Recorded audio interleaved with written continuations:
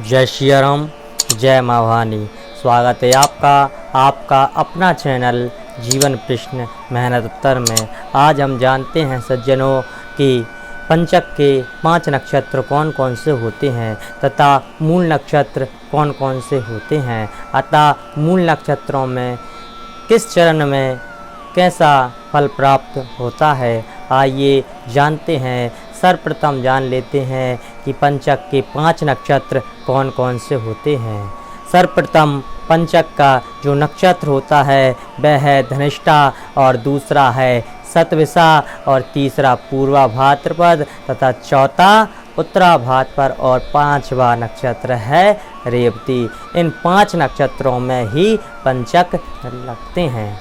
आगे एक और वीडियो आपको बना दी जाएगी जिसमें बताया जाएगा कि कौन सी पंचक किस काम के लिए होती है।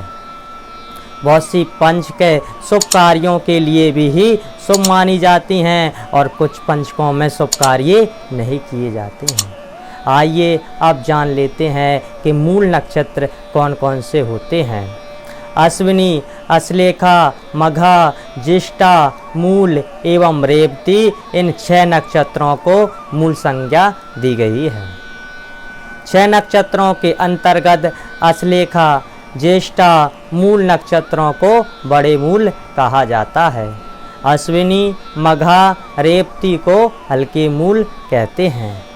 उपोक्त मूल अधिकाटी दिवाकर, ज्येष्ठा नक्षत्र के अंत्यक्त को 4 घटी व मूल के आदि को 4 घटी, अन्य मतों से मूल की प्रथम की 8 घटी, ज्येष्ठा के अंत की 5 घटी की अवोक्त मूल होती है।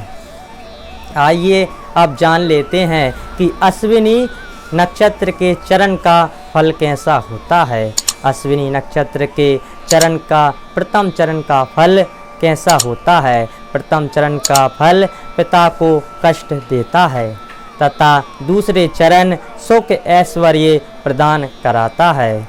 तीसरा चरण मंत्री सम्मान में उत्पत्ति दिलाता है और अश्विनी का चौथा चरण राज सम्मान बढ़ाता है। रेवती चरण फल का विचार कर लेते हैं। थोड़ा आगे पीछे हो सकता है लेकिन है नियम अनुसार ही इसके चरण का फल प्राप्त होता है। रेवती चरण का फल प्राप्त होता है। प्रथम चरण राज सम्मान दिलाता है और द्वितीय चरण मंत्री प्राप्ति कराता है और तीसरा चरण धन सुख की प्राप्ति दिलाता है और रेवती का चौथा चरण अनेक कष्ट प्रदान करता है। अश्लेखा नक्षत्र चरण का फल। अश्लेखा नक्षत्र चरण का प्रथम फल माता को कष्ट प्रदान करता है। अगर कोई बालक का जन्म मूल नक्षत्रों में हुआ है अतः इन नक्षत्रों के इन चरणों में जन्म हुआ है तो उससे लाभ तथा परिवार वालों को भी कष्ट प्रदान करता है। अश्लेखा का द्वितीय चरण पिता को कष्ट देता है। तीसरा चरण सुख प्रदान कराता है और अश्लेखा का चौथा चरण धनवान विद्वान बनाता है। मघा नक्षत्र चरण का फल। मघा नक्षत्र चरण का प्रथम चरण का फल पिता को कष्ट देता है। दूसरा चरण माता को कष्ट देता है और तीसरा चरण धन नाश कराता है तथा चौथा चरण सुख प्रदान करता है। ज्येष्ठा नक्षत्र का चरण का फल। ज्येष्ठा नक्षत्र के प्रथम चरण का फल बड़े भ्राता को कष्ट देता है। द्वितीय चरण छोटे भ्राता को कष्ट देता है और तीसरा चरण माता को कष्ट देता है तथा ज्येष्ठा के चौथे चरण का सुख का नाश कराता है। आइए अब जान लेते हैं अंतिम नक्षत्र मूल नक्षत्र के चरण का फल।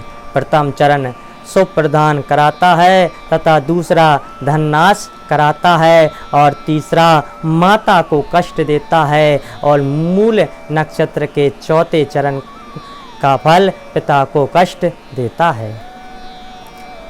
आइए जान लेते हैं नक्षत्र का प्रभाव प्रदान करता है। दिन में मूल नक्षत्र का प्रथम चरण पिता को कष्ट देता है, रात्रि में द्वितीय चरण माता को कष्ट देता है तथा संध्या में समय तृतीय चरण स्वयं को विशेष अशुभ होता है।